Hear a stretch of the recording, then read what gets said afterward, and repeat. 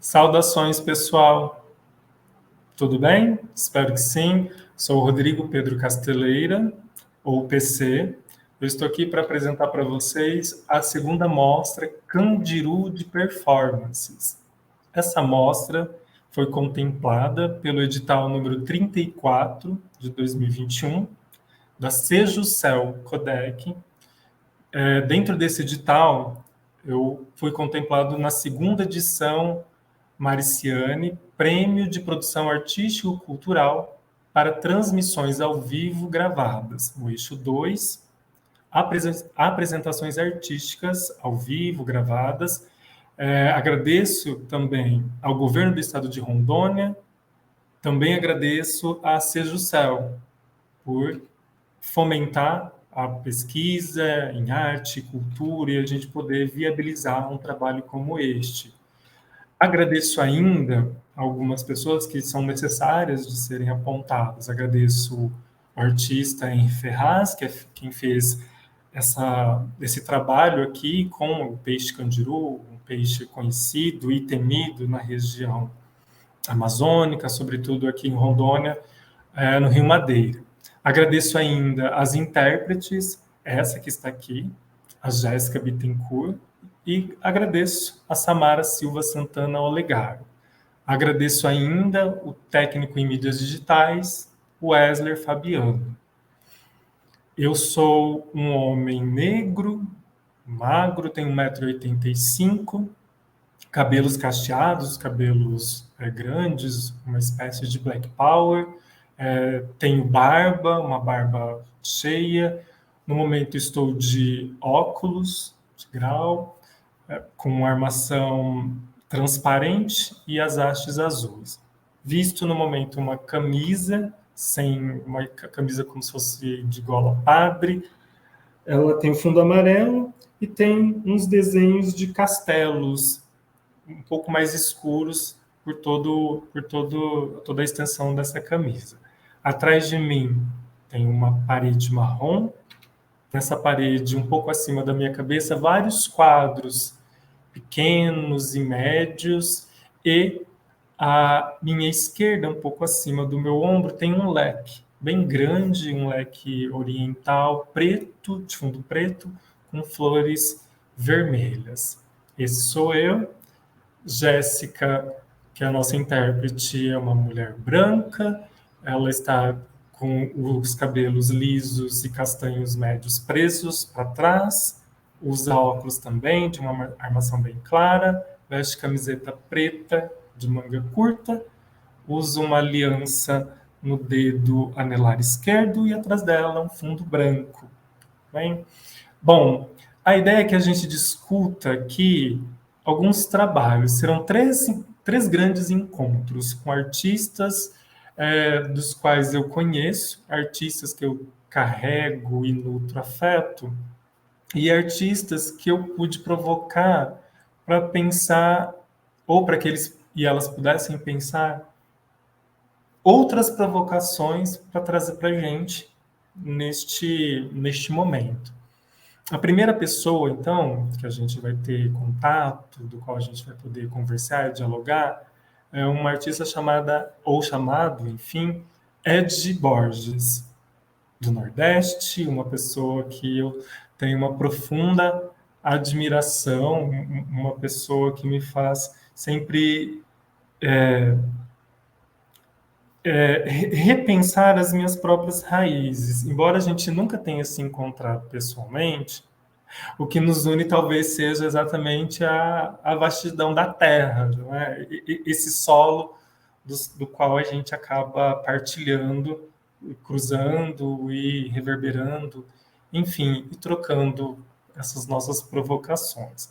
Então, convido o Ed vai se apresentar, vai se audiodescrever também, e a gente vai poder fazer esse movimento de compreensão dos seus processos de trabalho e esses impactos todos para a gente pensar o espaço da arte, o espaço de si, e como para ele e como para ela é essa relação para pensar desde o norte, já que nós estamos falando aqui com uma artista que está no Nordeste e nós aqui no Norte. Então, boa Olá, tarde, bom dia, boa noite. olá PC, que recepção calorosa. Olá Jéssica, olá a todas, a todos que nos ouvem. Eu me chamo Ed Borges, eu sou uma pessoa negra que tem cabelos ondulados, pretos, mas um pouco acima dos ombros. Eu tenho barba, eu uso um óculos que sempre me acompanha e é arredondado e tem a haste de tartaruga. Eu estou vestindo uma camisa de botão que tem listras rosas, laranjas e brancas. E tem alguns búzios também costurados, que eu costurei junto com minha amiga.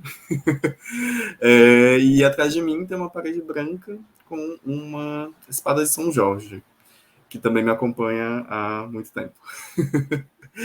E eu estou muito feliz de estar aqui, de estar nesse mais um encontro com o PC. Agradeço a PC pelo convite, agradeço a Jéssica e a Samara que vão fazer a tradução em Libras para esse encontro, para falar um pouco sobre a obra, minha obra que está participando da Mostra Candiru, que se chama Casulo Pele.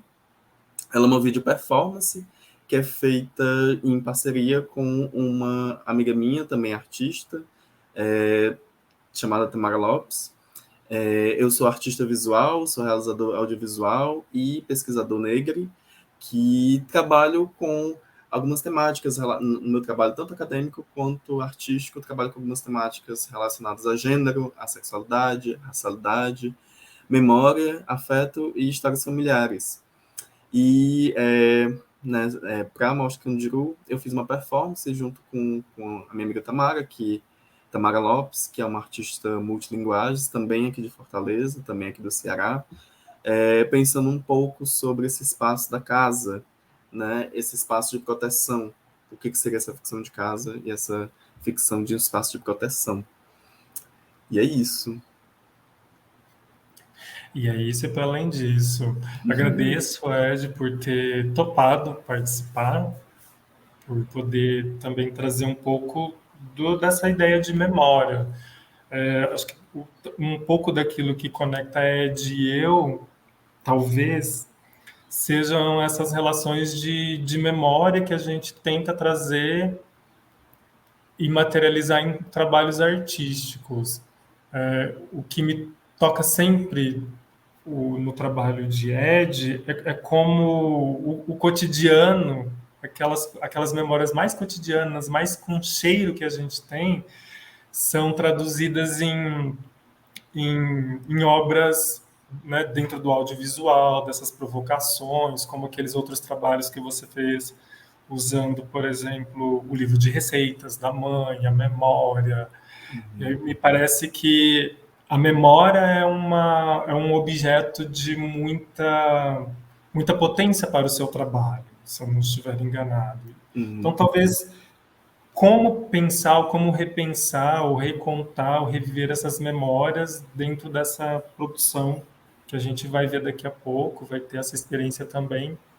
E eu já deixo essa provocação para você, Ed, para pensar como se visita, revisita, e como é também ver o trabalho, assistir o trabalho uma, duas, três vezes e como isso dispara em você outras possibilidades, enfim, outras navegações. As Uhum. navegações.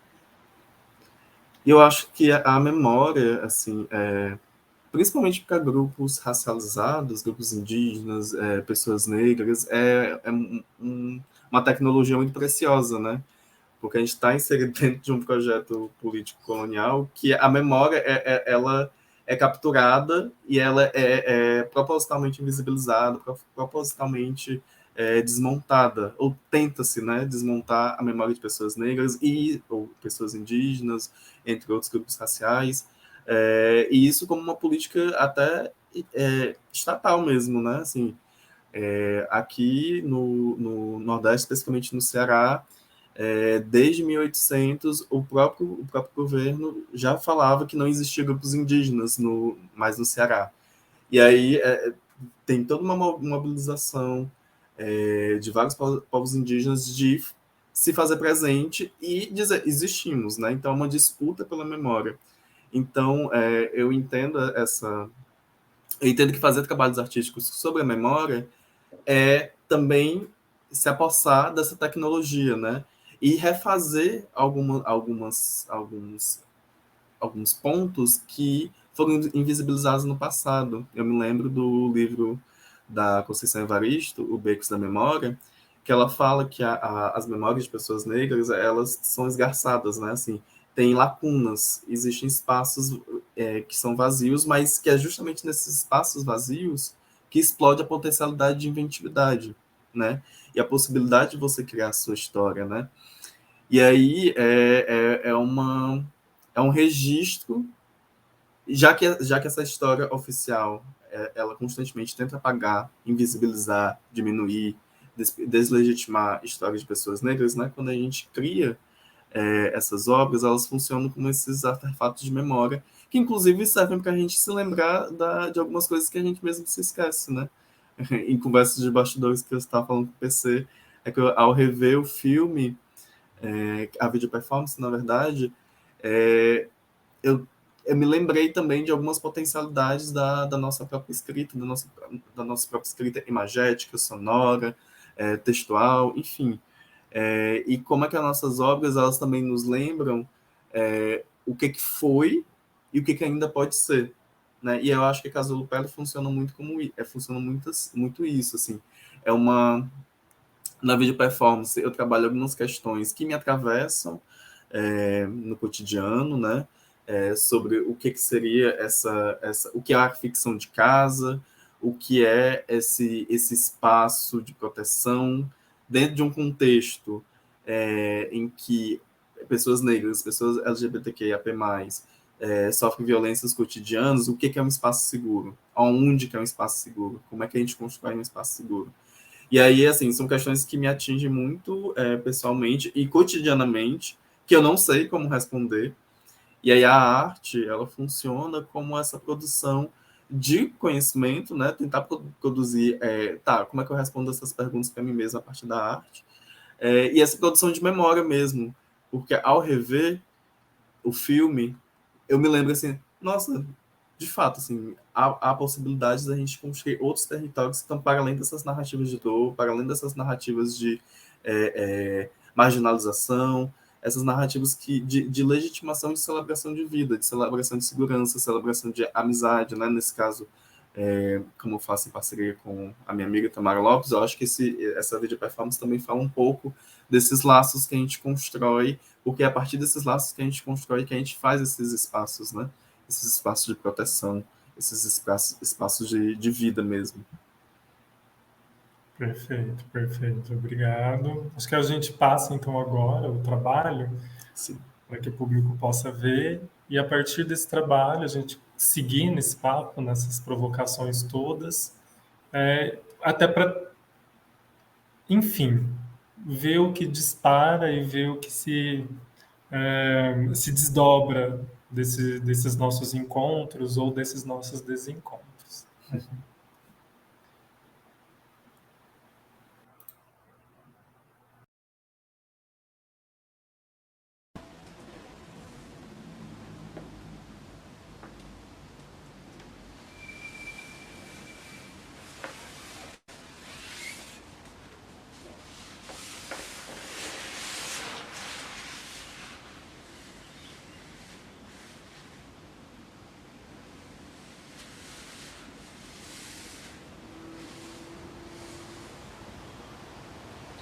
Casa, casoar, caseiro, casca, casulo, casa. Minha pele é meu casulo em irrupção. Casulo pele.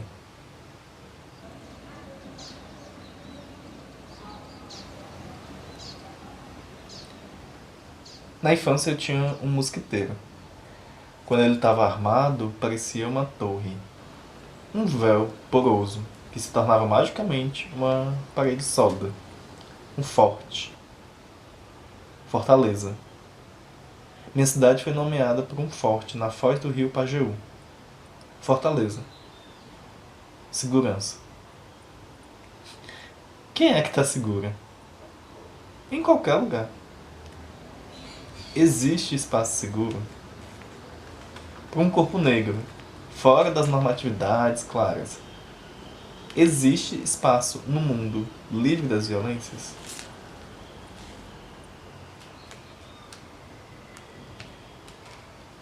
Dia desses eu estava conversando com Tamara, amiga minha. Ela comentou que não sabíamos descansar. Eu falei que eu nunca soube. Que descanso só se vinha quando se tinha um sentimento de segurança. E que não existe segurança, não existe estabilidade na vida, ou qualquer coisa nesse sentido. Quando a fuga constante se resume a correr, os pés e as articulações reclamam de dor. Eu me pergunto quase todos os dias, o que é casa? Onde é que é casa pra gente? Quando é que a gente sabe que está em casa? Como é que a gente transfigura um espaço em casa? Não estou falando da moradia, óbvio que é crucial, não é nesse sentido. Eu estou falando da sensação, sabe? Da sensação de uma casa. Uma casa nossa. Tu tá entendendo? Como é que a gente constrói a ficção de uma casa? A ficção de um lugar nosso, de proteção, de aconchego, de segurança. Se não existe espaço seguro, como é que é possível plantar uma casa? Na conversa, Tamara me disse: vou responder com uma coisa que uma amiga me disse então. É porque a gente está vivendo no puro gozo. Banho de rio, banho de mar, plantar quando precisar, colher no tempo certo. Tudo isso aqui, descanso, só vem com segurança, é só uma lógica do capital mesmo. Ninguém nunca está seguro de nada. Ela me falou. E se ninguém está seguro de nada, aí que precisamos de descanso. A fuga é descanso e reposição de energia também. Na infância, eu corria pra dentro do mosquiteiro e fingia que inimigo imaginário nenhum podia me ver, mesmo sendo transparente. Lá era um espaço seguro. Uma vez dentro do véu, eu me tornava também transparente. Meu corpo não se desintegrava, não deixava de existir, não deixava de modificar o espaço, nada disso. Na invisibilidade visível, eu observava e operava. Era uma sensação de estar dentro e fora ao mesmo tempo. De coexistir e negociar com o corpo a própria pertença e presença nos espaços. Era uma tática de guerra. Era uma ferramenta para o futuro.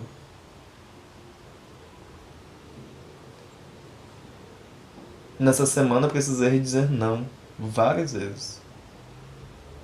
Cada uma das vezes, cada um dos nãos, uma nova fissura na ferida recém-cicatrizada se abria. Mas é uma oportunidade única. Seria uma burrice perdê-la. Meu corpo é a minha oportunidade encruzilhada. Minha pele é feita de memórias, autoficções, sons e imagens. É dela que eu não quero me perder.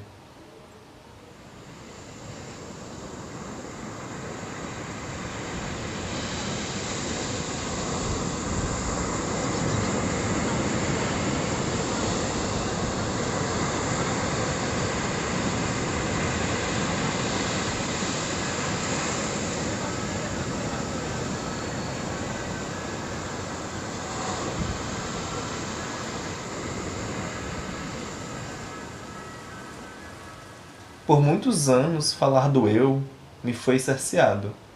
Na academia, nos espaços profissionais, na vida pública, enfim. Compreender que a minha voz carrega tantas cicatrizes quanto as potencialidades vitais da experiência de uma pessoa negra, dissidente sexual, é também traçar uma rota de volta a mim, uma espécie de jornada de retomada. Se o corpo negro é território, é documento, como nos diz o pensamento atlântico de Beatriz Nascimento, fazer essa viagem de volta a mim é entender que meu corpo é o meu espaço seguro.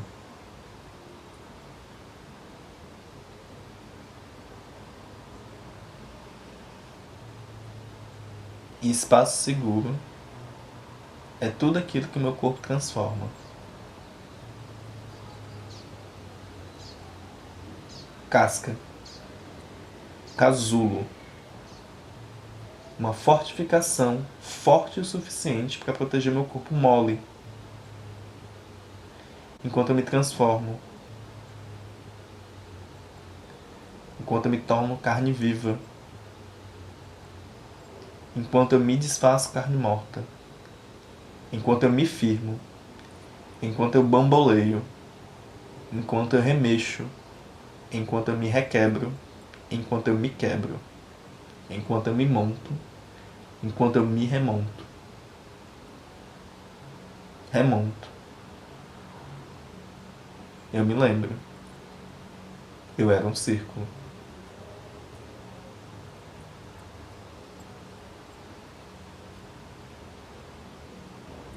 E eu me tornei uma espiral.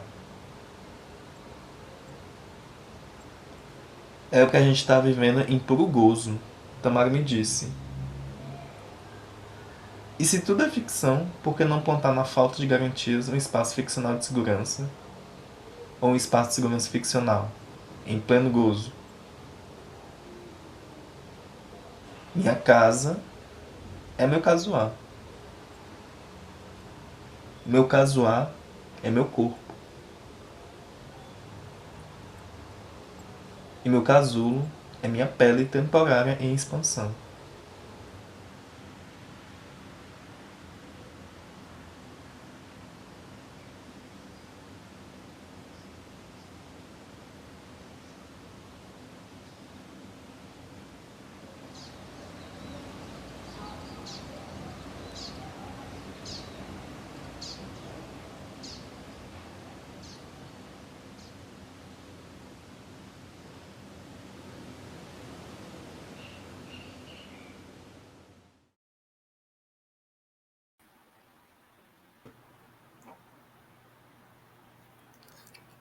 Nossa, como é bom reouvir algumas coisas. Viu?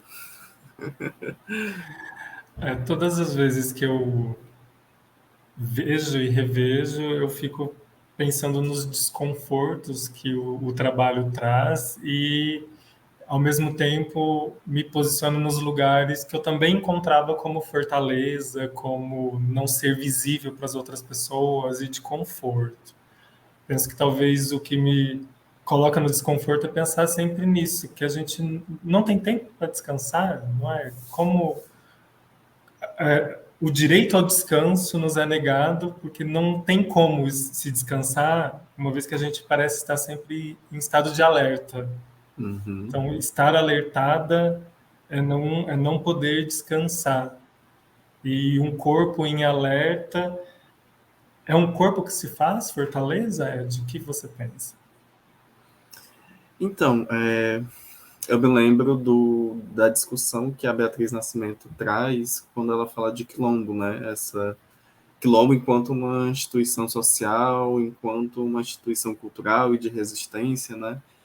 E a Beatriz Nascimento entende o quilombo como esse espaço de fuga, é um espaço de fuga, só que é um espaço de também procura de busca de paz, né? A procura por um tempo e espaço de paz. Então, eu acho que, assim, que corpos racializados, corpos negros, corpos indígenas, dentro do contexto que a gente está inserido, a gente sempre está nesse estado de alerta constante. Não só, né? Eu falei desses grupos racializados, mas pessoas LGBT, que é a P+, quando está na rua, também sempre tem tecnologias de como se manter atenta a tudo que está acontecendo. Só que isso, de fato, consome muita energia, né? E aí, de algum modo, a gente também tem que entender como é que a gente acha esse tempo de paz, esse tempo, espaço de paz, né? E aí eu acho que também entendendo esse corpo como território, quando a gente assume esse corpo enquanto território, esse corpo é meu, assim, é óbvio que tá inserido em várias relações de poder, mas esse corpo é meu, eu tenho a potencialidade plástica de fazer com ele o que eu quero, de certa forma também entender que esse corpo pode ser esse espaço, né? Esse espaço de descanso. É uma situação, é uma situação dúbia, é um alerta constante, mas que ao mesmo tempo não dá para se manter alerta constante. Para o alerta se manter, necessariamente vai precisar de um tempo de descanso. Estrategicamente, vai precisar de um tempo de descanso, né? E aí, isso a gente está falando não só no sentido metafórico, né? A gente está falando, inclusive, assim, no sentido de cotidiano mesmo, né? Assim, quando a gente tá inserido em alguns espaços que são marcadamente estruturados com a estrutura colonial. Se a gente faz o nosso corpo bomba todo instante, a gente vai se ficar só despedaçada. Então, a gente também tem que encontrar algum modo de ser um corpo bomba, de ser esse corpo que racha essa estrutura, mas também de se autoconservar, se autopreservar. E também entender quais são essas tecnologias, né, que nos permitem, porque uma coisa depende da outra. A fuga só vai acontecer se tiver energia. A energia só vai acontecer se tiver descanso. E aí você falou dessa coisa da visibilidade e invisibilidade, é uma coisa que também me pegou muito, assim, nesse trabalho, assim. Por isso que eu fiquei muito encantado com essa ideia do mosquiteiro, que é uma lembrança, assim, da minha infância, né? Que é um espaço que está cercado, de alguma forma você está protegida lá dentro, né? É, e de alguma forma, na minha imaginação de criança, também estava invisível, só que também estava visível. E aí, por isso que também dentro do trabalho surge essas sobreposições, né? Assim, de algumas imagens que você consegue ver e entender o que é, mas em alguns momentos elas ficam tão confusas que elas se mesclam, né? Brincando justamente com essas zonas de visível e invisível. Em alguns momentos é estratégico que a gente fique invisível, mas aí eu acho que já é uma outra questão quando a gente é invisibilizada, Uhum. né? Porque isso aí faz parte de outro processo, né? E aí eu me lembro também de uma música da Linda Quebrada que ela fala, que é o Dispara, do último álbum dela, né? Trava-línguas, que ela fala você olhou e nem me viu. E eu acho isso tão forte, você olhou e nem me viu, pode ter um sentido assim de sei lá, você não tá conseguindo nem enxergar quem eu sou, não tá conseguindo enxergar a humanidade que eu sou, mas quando também você não me vê, isso também me dá um passo à frente de se a gente está numa guerra, né, ou enfim, ou se a gente está numa disputa, isso também me dá um passo à frente de poder produzir algumas coisas que você não vai entender. E quando você entender, talvez seja tarde demais. Uhum. Uhum. Perfeito, perfeito. E é, como é um trabalho que se desdobra a partir de suas memórias, você traz junto da narrativa uma amiga. Uhum. Então, como foi nesse processo trabalhar com Tamara, não é isso? Isso, Com Tamara Lopes. Tamara Lopes, e como foi essa inserção dela nesse seu campo, tanto da poética do trabalho, como a dinâmica mesmo na coisa mais técnica do diálogo entre vocês como artistas. Como é que foi esse trabalho conjunto? Como que a presença dela talvez tenha criado uma outra possibilidade de escape ou de narrativa? Então, geralmente dentro das minhas produções eu tô no processo inteiro, assim, eu geralmente produzo obras audiovisuais, ou fotográficas, né, e eu meio que participo de todos os processos, né, desde da captação, do roteiro, até da montagem, da edição, e aí, em alguns nos outros trabalhos mais recentes, eu tenho tentado dividir esse processo também com outras pessoas, entendendo que, assim, se a gente... Eu estou falando de mim, eu estou falando das minhas memórias, mas eu também entendo que essas memórias, elas estão, de alguma forma, conectadas com histórias coletivas, né? A gente está falando de contextos coletivos.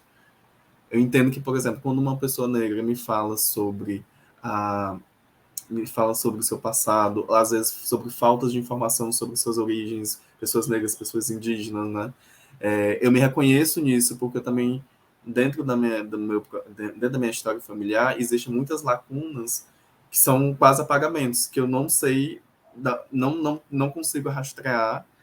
E aí, por muito tempo, eu pensei que era uma questão muito individualizada, e aí, quando eu fui conversar com outras pessoas racializadas, também esse assunto veio à tona, né?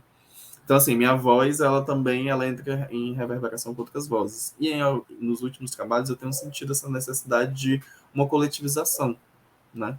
E aí a Tamara é uma grande amiga, assim, de vida e também de processos artísticos, né? Antes de Casulo Pele, a gente desenvolveu um outro trabalho, que foi uma vídeo performance, que se chamou Nundengo, que era justamente também fazendo uma investigação sobre, a partir de memórias, sobre o dengo, né? Ou seja, um tipo de afeto que também foge da, desse entendimento romântico do que é amor, que tipo de outros afetos tem para além desse entendimento colonial sobre amor, né? E aí a gente faz uma recuperação da palavra dengo. E acabou que o filme é uma performance que fala muito sobre a nossa amizade. E aí, em Casulo Pele, eu também pensei em chamar a Tamara, porque Tamara é uma das poucas pessoas, por exemplo, que eu confio em me filmar. E eu acho isso muito importante, assim. Que outra pessoa preta esteja me filmando, porque eu acho que é importante que a gente tenha protagonismo na elaboração das nossas imagens, dos nossos sons, né? E aí eu conheço e admiro o trabalho da Tamara há muitos anos. E aí e aí eu pensei em fazer esse convite para ela. E, e acabou que assim, que na verdade a ideia era fazer o roteiro ele foi se construindo, ele tinha uma base, né, de roteiro para performance. A performance, na verdade, ela está ligada a uma pesquisa que está surgindo, que está se tornando uma coisa muito maior, mas ela tinha uma base, e aí a partir do contato, quando o Tamara chegou aqui para fazer a direção de fotografia, né, que a gente foi entendendo quais são as possibilidades de interação, inclusive, com a câmera, né?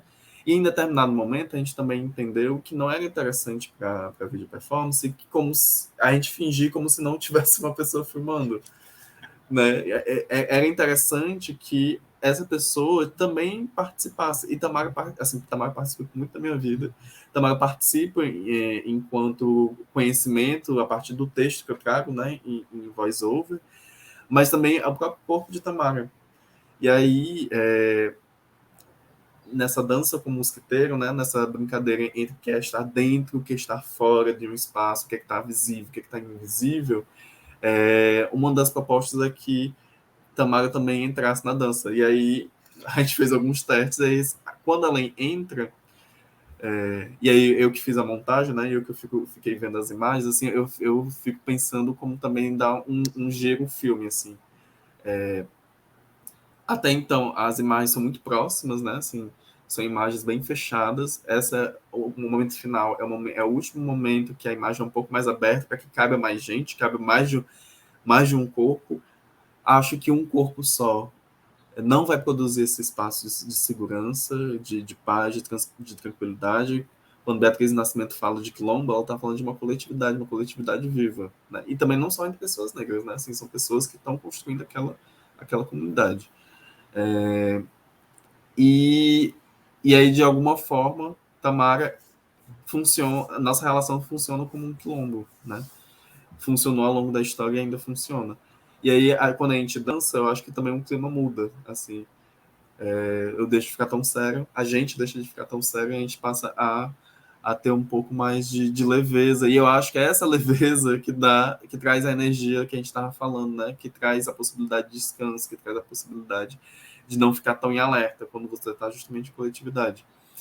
E não à toa que, assim, o filme começa eu diante da janela sozinha, né? brincando com a cortina, e ele termina com essa luz do sol ofuscando e tomando conta da tela como um todo, né? E eu acho que essa cena vir depois que Tamara está presente também ganha uma outra dimensão, né? Eu acho que assim, a presença de Tamara de alguma forma tentar trabalhar com essa coletividade, mesmo que seja uma coletividade num nível restrito, né? Não é uma equipe gigantesca, até porque assim a lógica de produção audiovisual, de equipes grandes, do gigante, do grande orçamento, não é uma coisa que eu geralmente trabalho. O que me interessa é justamente esse diminuto, esse pequeno. O que é que tem de gigante dentro das miudezas, das miudezas dos objetos, das relações, da forma de filmar, da própria tecnologia. Assim, muitas vezes eu uso meu próprio celular como equipamento, também entendendo a potencialidade disso, né? Assim, porque não é qualquer pessoa que tem acesso a uma câmera potente ou um equipamento de som potente para fazer um 4K. E não é porque eu não tenho acesso a isso que eu não posso produzir audiovisual, que eu não posso produzir arte, né? Então, é isso que me interessa. E aí, em Casulo Palace, eu acho que a presença de Tamara ajudou a trazer um pouco dessa coletividade dentro da miudeza. Perfeito, perfeito. E quando você diz, por exemplo, e vou usar uma expressão que aprendi recentemente com uma amiga que veio, estava trabalhando no Maranhão, ela disse que lá ela aprendeu que fazer da escassez abundância. E eu achei isso tão bonito e também com um peso muito significativo da ideia de que não era para estarmos em escassez, e aí pensando em fome, sede, enfim, mas também como a gente pode pensar nessas estratégias de trabalhar com o que se tem, como se fosse uma potência do precário, por exemplo. Se são esses os recursos neste momento que temos ou que dispomos, são esses ou são essas as ferramentas que eu utilizarei para produzir, para sobreviver ou para hackear, talvez, esse próprio espaço. Pensando, talvez, nessa relação de produção, e mesmo de fomento, porque a gente também precisa de fomento, a gente precisa de subsídio, a gente precisa de dinheiro para trabalhar ou para produzir, ou mesmo para pesquisar no campo da arte, no campo da cultura.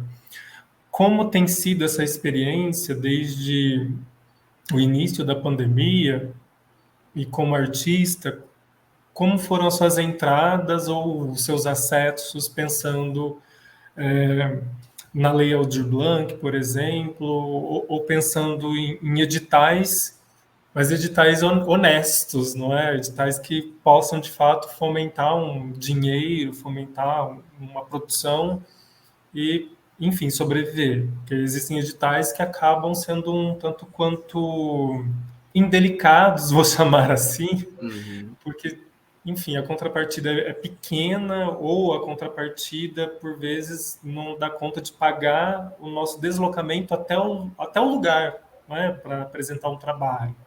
Não é? Por exemplo, aqui na região norte, você concorre a tal edital no Sudeste ou no Sul e tem uma contrapartida de R$ 3.000, se for contemplado, mas esse é o valor que vai de translado. Então, não tem, não, a gente acaba não podendo concorrer porque a gente não tem um retorno capital que também é necessário para uma manutenção de existência. É nesse sentido que eu gostaria de ouvi-la para saber como foram as suas entradas nesses editais, se você conseguiu concorrer a editais honestos, e mesmo essa nossa troca, esse edital a qual fui contemplado, e aí eu pude fazer esse movimento de redistribuição de subsídios. Acho interessante você começar justamente falando sobre a precariedade, a fazer a mudança da precariedade, né? Para a gente falar sobre esse assunto, assim. Porque é isso, assim, a gente se vê diante de certas situações que a gente tem que fazer o abundante a partir do precário. Mas também trabalhar só no precário, né? Também em algum momento não dá. E a gente precisa ter esse subsídio, né? E cada linguagem artística, assim, cada artista de uma linguagem artística específica sabe muito bem, assim, o quanto custa fazer isso, né? Assim, o quanto custa, por exemplo, você vai fazer um filme, por exemplo, com uma equipe diminuta, 3 pessoas. Você tem que pensar no traslado, na alimentação dessas 3 pessoas, e no próprio dinheiro que elas vão receber pelo trabalho, né? E é isso que você falou, assim, tem muitos editais que, no final das contas, o que você recebe, e você recebe com um tempo, às vezes, muito dilatado, é ínfimo. E a gente se vê, e aí é que tá, né? A gente se vê com esse subsídio, mas também trabalhando a partir do ínfimo, do que ainda não é o suficiente. Mas aí falando um pouco sobre esse subsídio durante a pandemia. Mesmo ainda tendo essas precariedades, eles foram essenciais, assim, para a manutenção da classe artística, né? Assim. E eu me vi sendo contemplado em alguns momentos, e dependendo da minha existência, a partir desse dinheiro que vinha desses editais, né? Aí eu falo aqui do Ceará, né? A gente teve a Aldir Blanc, várias edições da Aldir Blanc, vários editais saíram para várias linguagens, e um movimento muito interessante que está acontecendo aqui agora, que vem de uma demanda da classe artística, é a forma como esses editais são construídos, porque a própria linguagem dos editais, se for uma linguagem muito jurídica, muito hermética, a própria linguagem já elimina quem é que pode tentar. Se você sequer compreende o que o edital está pedindo, e aí isso parte de várias questões, né? Assim, da parte do contexto que você está inserida. Se você sequer sabe o que o edital está acontecendo, você já é eliminada sem antes nem tentar. Então, assim, até a própria linguagem, e aí a gente trazendo aquela vara máxima, né? Que a linguagem também tem muita relação com o poder, né? Se a própria linguagem de estruturação dos editais não é repensada, já começa o processo de exclusão. E aqui tem acontecido um processo de simplificação desses editais, tornar esses editais mais visuais, inclusive, uma preocupação com a acessibilidade, né, que todas as obras precisam trabalhar de alguma forma com as políticas de acessibilidade, porque senão a gente também está construindo obras que são excludentes, né? E aí, só que também é um pouco, ainda, para mim, ainda é um pouco difícil. Eu consigo ter acesso a alguns editais, mas não consigo desenvolver tudo aquilo que é pedido, né? E aí eu tive a oportunidade, por exemplo, de Nundengo, que foi a obra anterior que eu fiz com Tamara, foi uma das obras que foram financiadas por edital. E aí, enfim, várias questões, mas se ela não tivesse acontecido, eu não saberia como é que eu ia me manter durante X meses. E isso a gente está falando de um contexto de pandemia, né? Que trabalhos estão escassos, preços subindo. Então, eu acho que, assim, é uma política que é essencial e que precisa ser desenvolvida, né? Assim, o que a gente tem, beleza, a gente tem isso, mas isso não é o suficiente. Assim, a gente precisa também entender como é que a gente pode produzir esses editais que não sejam só emergenciais e pontuais, como é que essa política seja uma política continuada, né? Principalmente porque, assim, a gente ainda está em processo de pandemia, né? A gente ainda vai enfrentar, embora estamos num processo de reabertura, de retomada de algumas atividades, principalmente da classe artística também, mas a gente ainda está nesse processo de readaptação. Então a gente precisa ter esse suporte, né? E eu fico muito feliz de participar, por exemplo, da Mostra Candiru, e construir essa mostra a partir desse fomento, justamente dessa forma que você está falando, né? De uma forma honesta, assim, de uma forma em que todo mundo saia contemplada pelo seu trabalho, e que isso recompense de alguma forma, né? E que esse trabalho possa circular, né? Eu acho que um dos principais pontos, assim, que me interessa nos editais é esse suporte e essa possibilidade para que essas obras elas sejam disseminadas, né? Porque também não adianta nada a gente produzir essas obras e elas não serem vistas, porque aí é outro processo de apagamento, né? A questão não é nem que a gente não está produzindo narrativas, a questão é que as nossas narrativas não estão passando. E aí, quando tem esses editais de fomento, de produção de mostras independentes, festivais independentes, que, que também sejam fora desse eixo Rio-São Paulo, ou eixo Sudeste, essa comunicação entre Norte e Nordeste, que eu acho que precisa ser essencial, e o que eu acho que precisa ser intensificada, né, porque passamos por processos muito similares, embora cada região tenha suas particularidades gigantes, assim, e especificidades gigantes, mas essa possibilidade de fomento dessas mostras é o que possibilita que outras coisas, outras narrativas surjam, né? E é só no momento que essas outras narrativas surgem, essas narrativas que não estão nesses eixos de poder, que trazem outras questões, a partir do momento que essas narrativas surgem, é que eu entendo que os imaginários eles também podem mudar, né? Eu compreendo assim que tudo é ficção, assim, tudo na nossa vida é ficção. E a imaginação é uma arma muito potente. As coisas elas só existem através do poder da imaginação. A J. Mombassa ela já fala isso na redistribuição por uma redistribuição de violência da o ensaio que ela faz, né? Desse poder imaginativo. As coisas só existem porque antes a gente imaginou. Então, assim, esse campo da imaginação e esse campo do imaginário, ele é super estratégico, né? Então, quando a gente consegue produzir outras narrativas que estão, enfim, que estão para além do eixo sul-sudeste, que estão para além do pensamento brancocêntrico, do pensamento colonial, que estão para além das cis-heteronormatividades, a gente produz pelo menos brechas, a gente abre espaços, assim, né? Dentro desse imaginário, a gente abre rachaduras. E eu acho que é muito muito potente essa ação pelas brechas. Por isso que eu também gosto muito dessa ideia do Candiru, né? Dessa imagem desse peixe que se adentra em espaços tão pequenos e por isso mesmo é tão temido. Então é aí que você entende assim, a potência real do que é você agir pelas brechas, né? E uma vez que você está na brecha, assim, a brecha você precisa de alguma forma se compactar para entrar nessa brecha. Só que uma vez que você está nessa brecha, você pode se expandir. E se você se expande, toda essa estrutura que está ali, ela se modifica com você, né? E aí eu acho que a ação das narrativas que a gente tem produzido estão muito nessa perspectiva.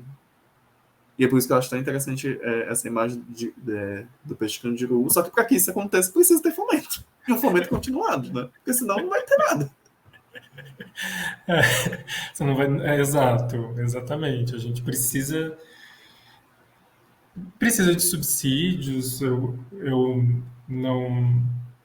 Eu sempre penso que estou numa zona de conforto porque eu não dependo de editais para manutenção de uma existência, não é? Eu tenho uma outra profissão para além de ser artista. No entanto, a gente também tem que fazer esse movimento de se somar e de fazer essa cobrança pontual para que artistas possam ser beneficiadas com esses subsídios, não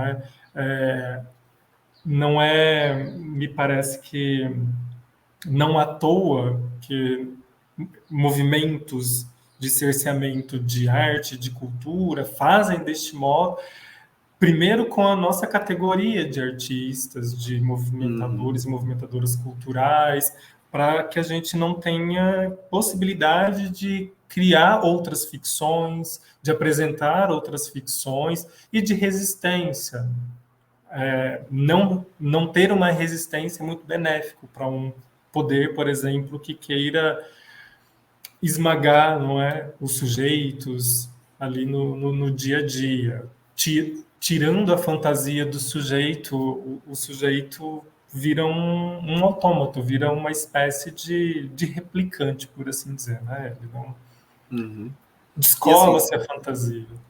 Pode falar. Um dos braços da colonização foi justamente destruir imagens. Você destrói imagens, você destrói narrativas de povos nativos, de povos originários, porque quando você destrói isso, você pode acessar esse imaginário e colocar outras coisas ali dentro, né? Então, assim, é um campo que é um projeto político e é um campo muito visado, justamente por isso, assim. Você não faz nada com esse poder, sem esse poder imaginativo, né?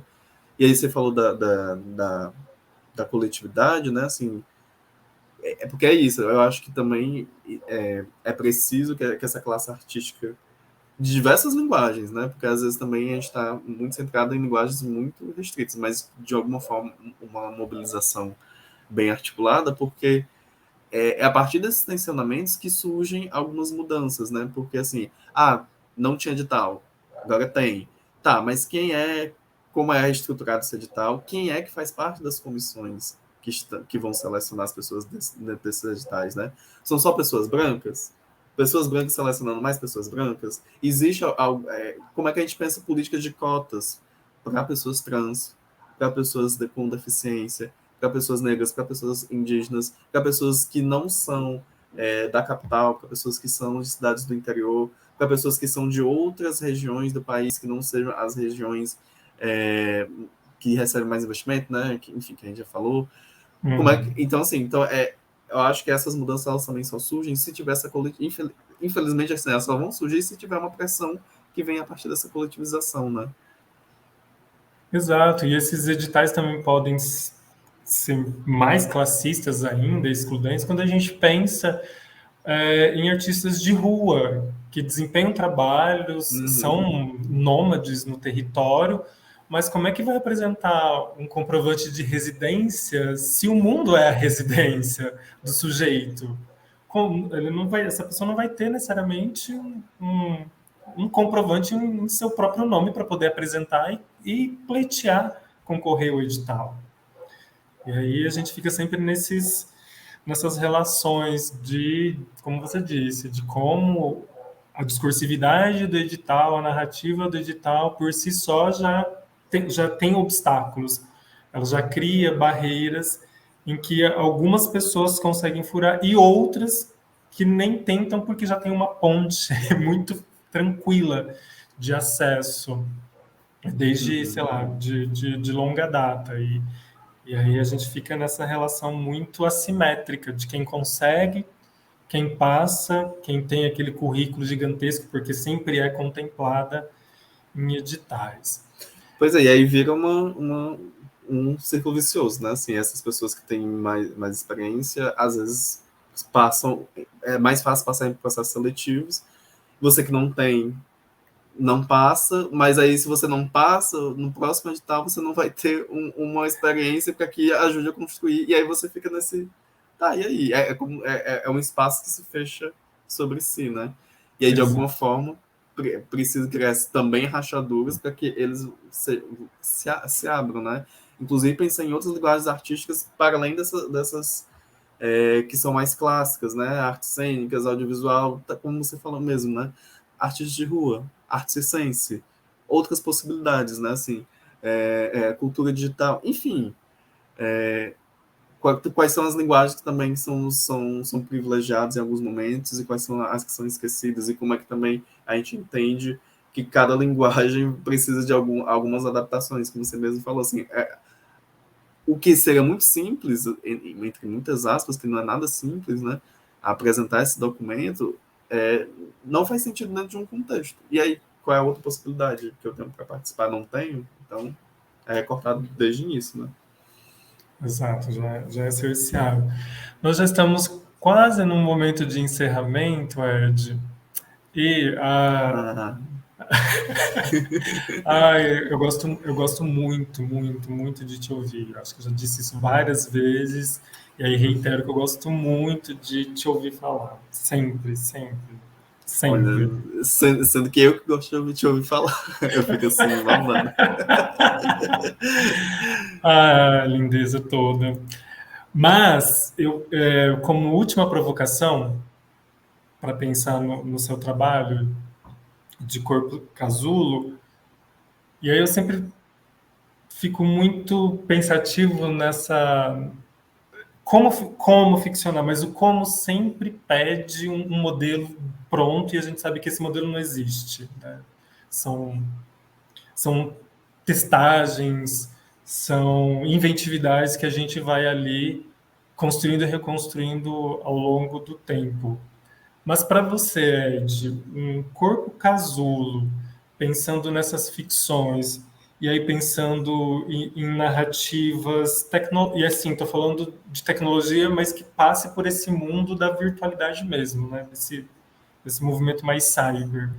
Como que a gente conseguiria, ou seria possível a gente criar esses ecos de corpos casulos, expansíveis, numa relação virtual a ponto de provocar outros corpos? Acho que talvez seja nesse sentido. Não sei se me fiz entender ou ficou confuso. Então, é uma questão bem complexa, né? Porque é isso, assim, eu acho que essas possibilidades tecnológicas, e a gente está falando dentro de uma cybercultura, eu acho que elas são um campo muito estratégico, assim, principalmente no ano que a gente está vivendo, 2022, assim, a gente está numa constante disputa, e acho que permite, uma vez que elas permitem essa conexão em rede, né, e uma conexão macro, né, eu acho que abre essa possibilidade de ter essas vozes reverberadas, né, e aí eu penso muito, por exemplo, em vários artistas dissidentes sexuais de gênero que surgem mais ou menos na década de 2010, né? E como que esses artistas, eles conseguem ter uma expansão justamente por conta da cybercultura, né? Assim como plataformas como, por exemplo, o YouTube, e aí a partir da divulgação do seu trabalho, ou como criador de conteúdo, ou como artista de determinada cultura, né? Você consegue disseminar, ao mesmo tempo que a gente não. Essas tecnologias elas estão dentro de um contexto ainda capitalista, dentro de um contexto de grandes empresas, assim, que tem políticas tem políticas de produção de conteúdo muito específicas, né, que também fazem com que, de alguma forma, alguns conteúdos cheguem, outros não. Ou a forma como eles. Ou para que eles cheguem, ele precisa de alguma forma ser higienizado, ser lapidado, ser amenizada para que cheguem, né?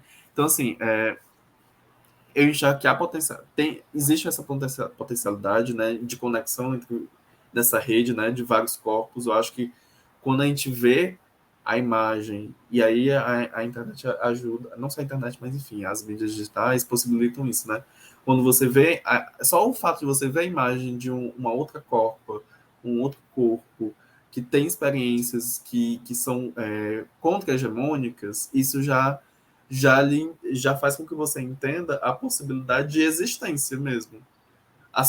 É como se fosse uma legitimação da sua existência a partir de você ver a outra pessoa, né?